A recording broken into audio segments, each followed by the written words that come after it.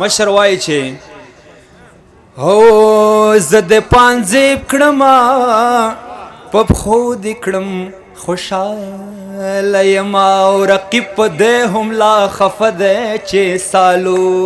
دې کړلو. یوه خبره ماته را یادېږي،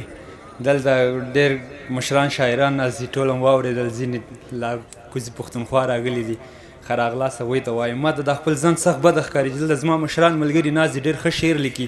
هغوی په اورېدونکي دي او زه دلته ولاړ یم. خو هغه خبره دا ده چې هر سړی، هر فنکار چې ګورم د شهرت تندې اخیستی دی او خپلې خودخواهۍ کې د غزل له حاله څه خبر. څه شعرونه دي چې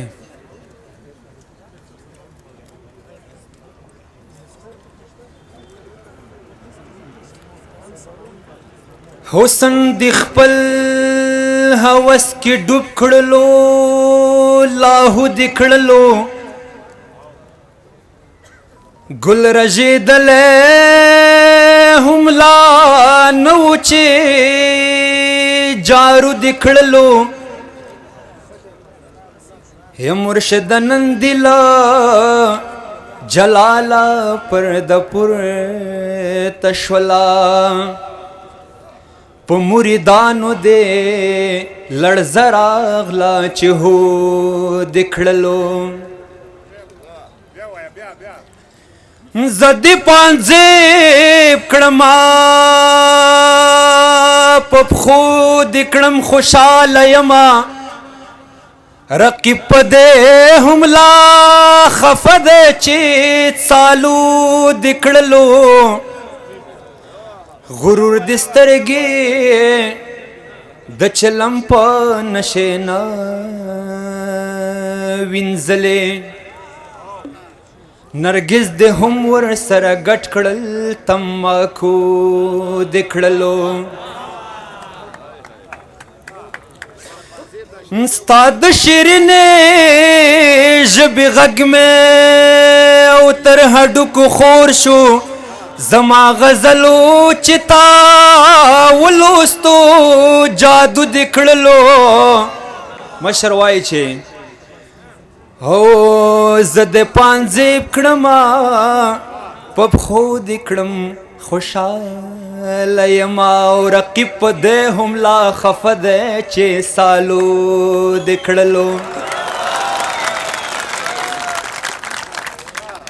نن دې مرشدا نن دې مرشد له جلاله پرده پورته شوله، په مریدانو دې لړزه راغله چې هو دې کړلو. او سودا عقل د لاسونو لاره وموندله، او زړه دې سترګو نه خبر کړو نو قابو دې کړلو. د قدرت الله درمان صاحب څه کلام دی. څو به په جنګ وي دا د واک وږي شتمن د وطن،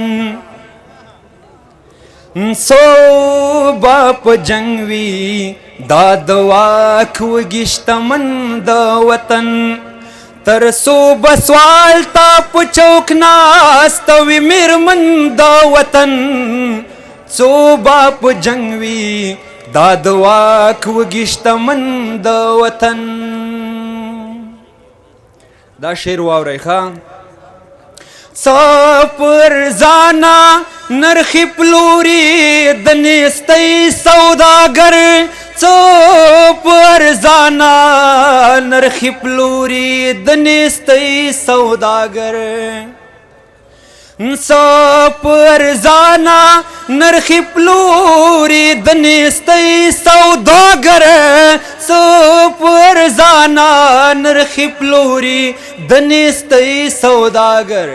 څه خونړو ځنګلونو وخوړل زامن د وطن، څه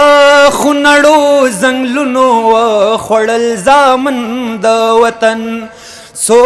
به په جنګ وي دا د واک وږي شتمن د وطن.